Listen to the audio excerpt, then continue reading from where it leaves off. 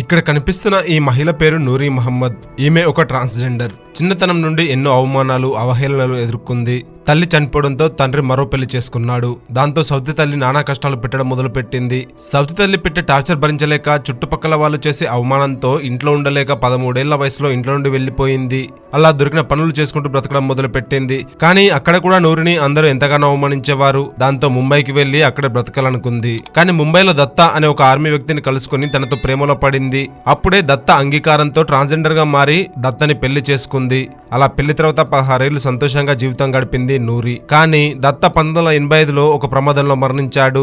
దాంతో ఆమె జీవితం నరకంగా మారింది. బ్రతకడానికి కష్టపడి పనిచేస్తానంటే ట్రాన్స్జెండర్ అయిన కారణంగా ఎవరు పనివ్వకపోవడంతో ఏం చేయాలో దిక్కుతోచని స్థితిలో సెక్స్ వర్కర్ గా మారింది. కట్ చేస్తే 1987లో నూరికి HIV పాజిటివ్ నిర్ధారణ అయ్యింది. 2 ఏళ్లు మాత్రం బతుకుతామని చెప్పారు డాక్టర్లు. కానీ నూరి మాత్రం చేతులు కట్టుకుని కూర్చోలేదు. తన సమస్యలను ఓ శక్తిగా మార్చుకొని తనలాంటి వారిని ఆదుకునేందుకు ప్రయత్నించింది.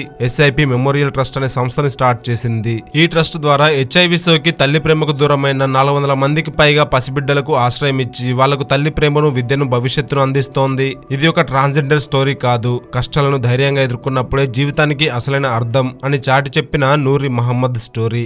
ఈ వీడియో నచ్చితే లైక్ చేసి మరిన్ని ఇన్స్పైరింగ్ వీడియోస్ కోసం ఛానల్ ని సబ్స్క్రైబ్ చేసుకోండి. ప్రేమ, పెళ్లి, ఉద్యోగం, ఆరోగ్యం ఏ సమస్యలైనా కేవలం మీ ఫోటో మరియు చేయి చూసి సంక్రాంతి వరకు ఉచితంగా జ్యోతిష్యం చెప్పబడును. ఈ కింది నంబర్ను సంప్రదించండి.